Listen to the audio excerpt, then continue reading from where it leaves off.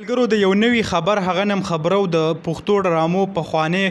فنکار محمد حسین سواتی د هغې سره پولیسو آیس نیولی دی د هغه آیسو له سبب چې کوم دی هغه گرفتار کړی دی دا وخت تاسو هغه په سکرین باندې هم کتی شئ پښتو ډرامو اکټر ورسره ویلن کوم ډرامې به چې جوړولې به تاسو ټول ډیر زیات خوښي کړي هم زما یقین دی د هغو کم اکټر چې دی محمد حسین سواتی هغه نن د سوات کم پولیس چې دی هغو گرفتار کړی دی گرفتاری په داسې محال کې راغلی چې په دې باندې چاپه وهلې ده کوم د ټي ان ان نیوز مطابق هغه وایي چې په دې باندې چاپه وهل ده او د چاپې نه پس د دې سره آیس برآمد کړی شوي دي او پولیسو چې کوم دی بیا هغه په خپل گرفتارۍ کې هغه اخیستی دی که ستاسو یاد وي پرون چې کوم دی د پېښور کم چرسي تیکو مالک نثار خان هغه هم پولیسو نیولی و هغه په دې وجه باندې چې کوم د غیر ملکي سیاح به چې راتله هغو سره به چې کوم حرکات کول هغو سره به کوم ناجیب حرکات کول د هغې له سبب یې گرفتار کړی نن چې کوم دی هغه